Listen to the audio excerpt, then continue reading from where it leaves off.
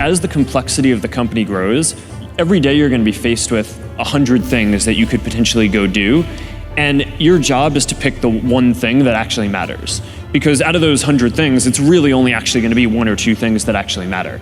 You know, in a lot of ways, building a company is like following the scientific method, right? You try a bunch of different hypotheses, and if you set up the experiments well, then you kind of learn what to do. The thing that I think is really what you should focus on is not what is the mistake that you should avoid, but instead, if you do something good, you get the strength to power through a lot of mistakes. Top 10, I got a top 10. Got my motivation high for my top 10. Gotta learn from the wise women and men. All my life, like 9 for my top 10, top 10, 9. This one's for my top 10. Need motivation? Watch a top 10 with Believe Nation. Hey, it's Evan Carmichael, and this channel was created to help you overcome the #1 challenge that is holding you back, a lack of belief in yourself. You watch these videos because you know there's something more inside you too. You have Michael Jordan level talent at something. So get ready to focus on the thing that matters, build a team, and experiment with Mark Zuckerberg and my take on his top 10 rules of success to give you the confidence, motivation, and belief that you need. Enjoy. Okay, let's kick it off with rule #1. Focus on the things that matter. There's probably stuff you can say about some insight that you had early on and you thought to yourself, ah ha ha, nobody else knows this except us. But we have this great trick. Do you remember any of them? Well, Peter Thiel was really focused on network effects. And he had this model that I think is right for making decisions that as the complexity of the company grows, every day you're going to be faced with 100 things that you could potentially go do. And your job is to pick the one thing that actually matters. Because out of those 100 things, it's really only actually going to be 1 or 2 things that actually matter. And that was pretty informative to me at the time because I had intuitively, I had a lot of some self-direction intuitively, but as soon as I started getting all these people around me who all had reasonable perspectives on things, it was very hard for me to balance that. And Peter was always very useful for that. We were focused. He was good at saying, here's the one thing that matters. Focus on the one thing that matters. Well, partially that and partially just the meta lesson of figure out the one thing that matters and do that. But do you remember what the one thing that mattered? Like if someone had asked connecting everyone as quickly as possible. Because I mean, network effects were a massively important part of this. One of the stories. So when you say connecting everyone as quickly as possible, you don't mean specifically getting more signups. You mean getting people to friend one another faster. Yeah. Well, how did you do that? Well, we built a lot of tools to enable people to do what they already wanted to. Right? You can't push uphill on this stuff, right? We were solving a problem that people had, and we just needed to remove as much friction as possible. Rule #2, build a team. Throughout building Facebook, I mean, there have been lots of challenges, and there are all these times where, in anything you do where you're really going to be pushed and you feel like you want to give up or something like that. And this gets back to, I was talking a second ago about how I think the media, there's a little bit of this cultural bias towards thinking that, one person does this, right? I mean, people say that, I built Facebook or Steve Jobs built Apple or whatever, but, that's really not true, right? I mean, we're people, we helped, but there were thousands and thousands of other people involved in building these things. And the reality is that as strong as any one individual is, no one person can deal with all the challenges that are going to get thrown at them in anything that you do.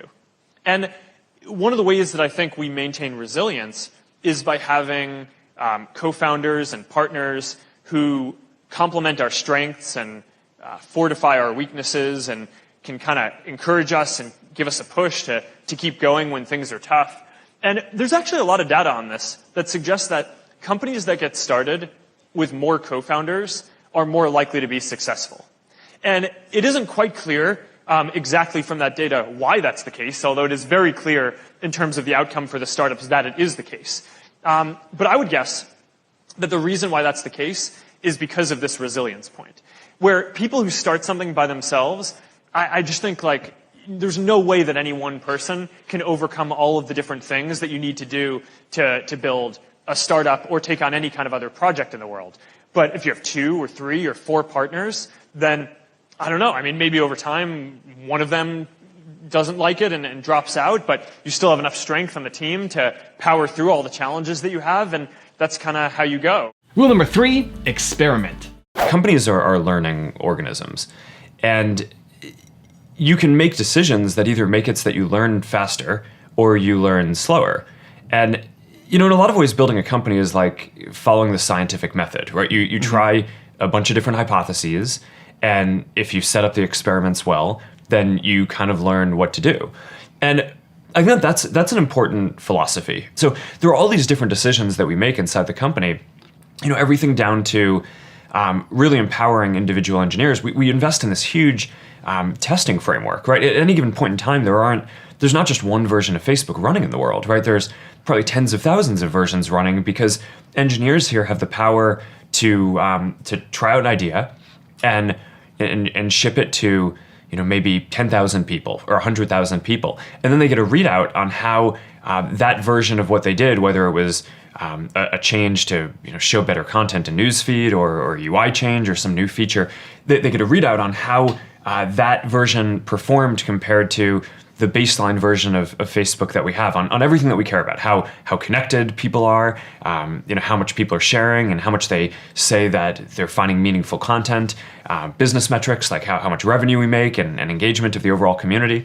And by running tens of thousands of different experiments and putting the power in people's hands to try all these different things, you can imagine we just make so much more progress than we could if every change had to be approved by me, right? Or every idea had to come from management. So I do think that there's something very deep about building this learning culture and moving quickly towards that just helps you get ahead over time. Rule number 4, empower people.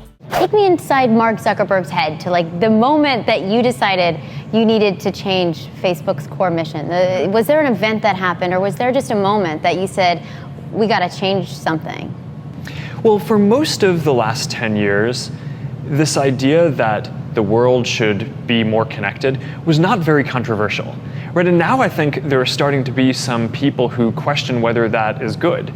So just been this evolution where for me, and for a lot of the people I work with at Facebook, we feel like giving people a voice is a really important thing to do, but it's not enough to just give people a voice. You also have to, help build common ground, right? So that way, people can move forward together and aren't just, sharing a lot of different opinions. But you actually have to help reconcile that, so that way, people can come together as well. And that's a lot of the responsibility that we feel now, and the mission that we want to take on for the next 10 years of the company. You keep hearing we've never been more divided. We've never been more polarized. Was it the political climate that led to kind of this awakening? I think it's really this feeling that simply connecting the world is not enough by itself, that you also have to work and do proactive work to help bring people closer together, right? So you need to give people a voice so we can get a diversity of opinions out there, but you also need to do work to help build enough common ground so that way we can make progress as a society together, right? You want to help people stay connected with the people they already know and care about, but you also want to make it so that people get access to new people and new perspectives too. So we're going to keep on doing everything that we were doing before to connect friends and family and to help people share. But now we also want to help people build communities, right? And other ways that they can connect and help people bond and come together and spread tolerance and a lot of the values that I think we all want to see in the world. Also, if you want to have more confidence, check out my 254 series. It's free. The link to join is in the description below. The biggest risk you can take is not taking any risk. Rule number 5, give people opportunities. One of the things that I think we've done well is just given the people at the company a lot of opportunity, right? So, it's not just me who started when I was 19 and now, I'm running this big company. There were a number of people who joined who were, people I did problem sets with at Harvard, or they dropped out of Stanford, or, different programs who have grown with the company over this long period of time. And, one of the things that I'm the most proud of is we have about 12 different product groups at the company. And all of the people who are running them, with the exception of one, did not join the company running a product group or reporting to me. That's amazing. And the one exception is David Marcus, who was the CEO of $50 billion public company. So, so I'm pretty happy that he's on board, and having him run a product group, I think, is a pretty big coup too.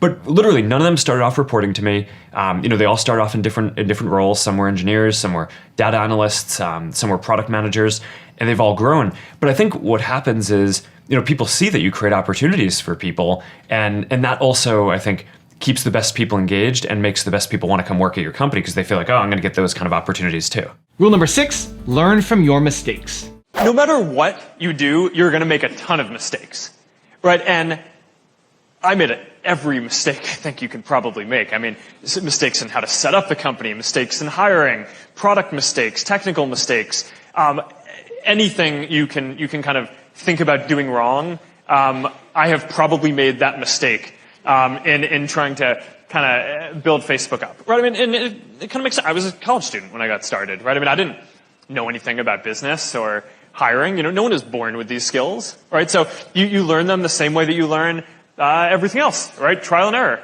You do it. You don't be too afraid to make mistakes, and you do make mistakes, and you recover and you keep going. The thing that I think is really what you should focus on is not what is the mistake that you should avoid, but instead, if you do something good, you get the strength to power through a lot of mistakes. Rule number 7, invest in talent. How have you hired your team, and what do you look for when you bring people on? If you think about it, I started the company when I was 19, right? So I can't institutionally believe that experience is that important, right? Or else I would have a hard time reconciling, myself, right? And the company. So, we invest in people who we think are just really talented, even if they haven't done that thing before. And, that applies to people who are fresh out of university, as well as, people like, the CFO who took the company public, had not taken a company public before, right? And a lot of his background was in, production, development at Genentech before. So, just focus on really talented people. Rule number 8, do what you love. Here's the thing. It wasn't so long ago that, I was a student and, sitting in a seat in an auditorium like you guys are here today, listening to, I remember very specifically this time when Bill Gates came to talk at Harvard, and I was just like, wow, how do you do that?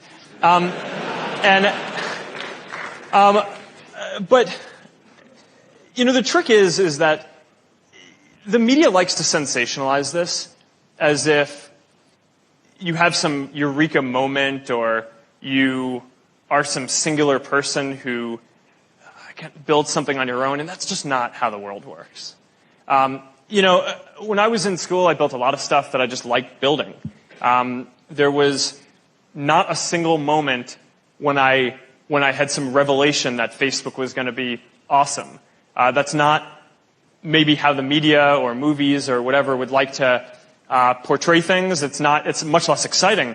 But the reality is, I think most services in the world that reach the scale that Facebook has, you start off building something that you care about, and you don't necessarily think it's going to be that big. I didn't. I built Facebook, the first version of Facebook, for my college community because I wanted to be able to connect with the people at my school. And I remember very clearly talking to my friends at the time and saying, how cool is it that we have built this community for our school? One day it's going to be awesome when somebody else builds this for the world, because something like this needs to exist for the world. But it didn't even occur to me that, my friends and I might be able to play a role in doing that, right? Because we were college students, right? I mean, we didn't have any, engineers to work with, or servers or resources or anything like that. And, there are these huge companies that deliver products for hundreds of millions of people, right? I always assumed that it was going to be like Microsoft or Google, or someone would build this for the world. And what basically just happened is, at each step along the way, we just kind of kept doing the next thing and growing from there. And there were teams inside these other companies that thought social media was important and were working on it. But there were all these different memes and narratives in the world. People would say, oh, well, this is just a fad. People are going to use it, but then they're going to stop. So, So a lot of the teams who were working on didn't take it that seriously, or the higher ups in those companies didn't care, so they didn't get resources, and we just kept going and going. And then people would say, all right, fine. So maybe people are using it, but it's never going to make any money, right? I mean, social media doesn't make any money. And we just kind of kept going and going, and then pretty soon we had a service that was bigger than any of these other ones, and that kind of is how we are here where we are. Rule number 9, use the internet to connect. When I was growing up, one of the big things that I think that the internet enables is for people to connect with groups of people who share their real values and interests. And it wasn't always like this, right? Before the internet, you were really tied to your physical location. And I just think about how when I was growing up, I grew up in a town of about 10,000 people, and there were only so many different clubs or activities that you could do. So I grew up, like a lot of the other kids, playing Little League baseball.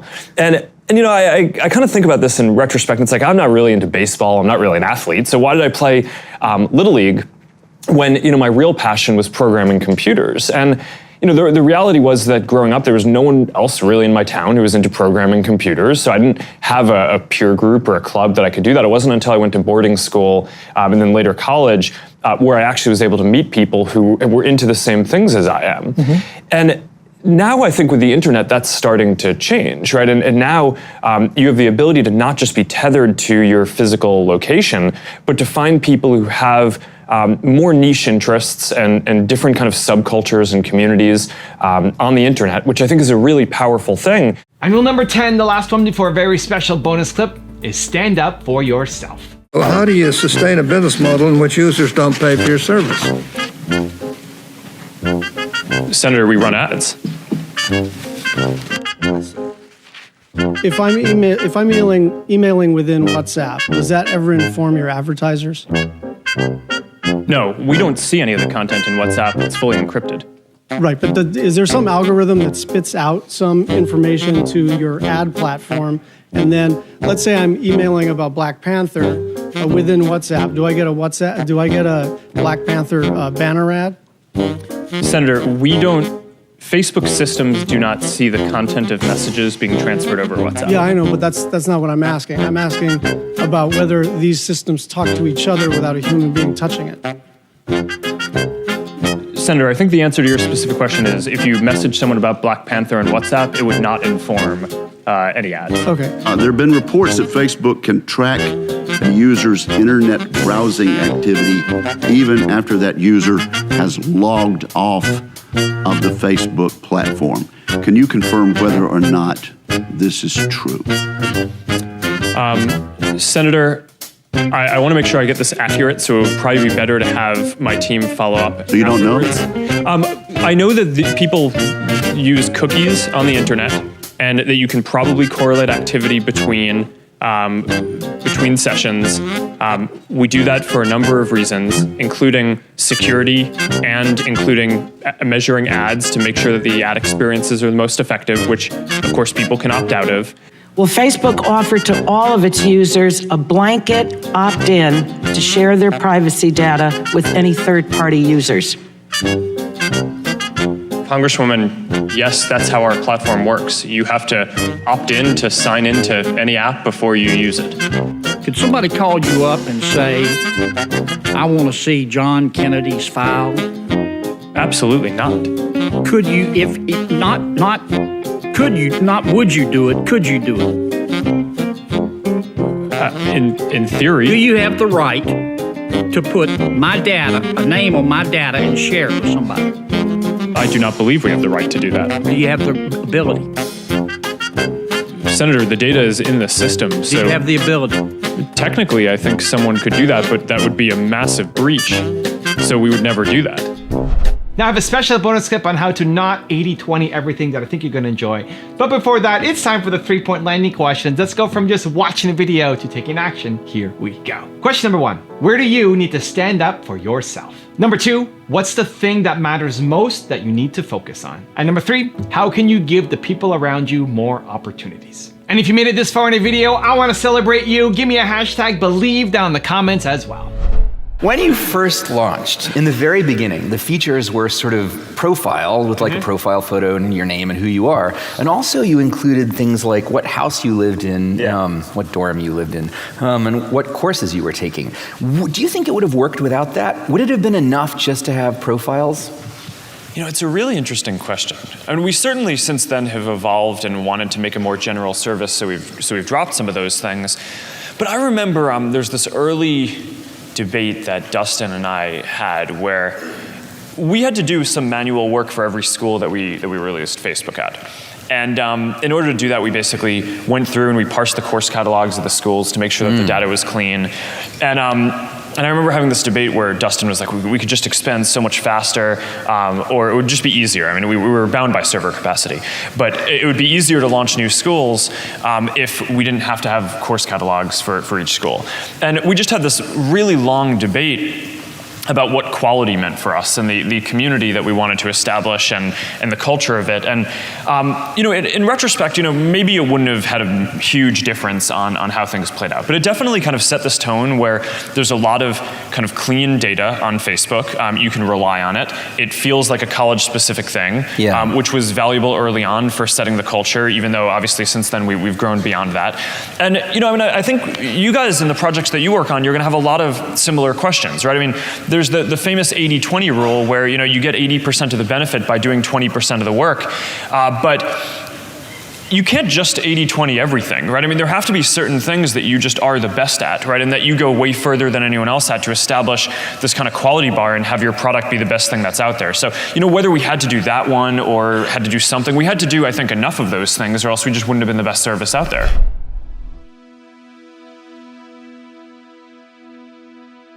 If you want 10 more rules from Mark Zuckerberg, check out the video right there next to me. I think you'll enjoy it. Continue to believe, and I'll see you there. Often I think people ask, you know, what mistakes should you avoid making? And you know, my answer to that question is don't even bother trying to avoid mistakes because you're going to make tons of mistakes.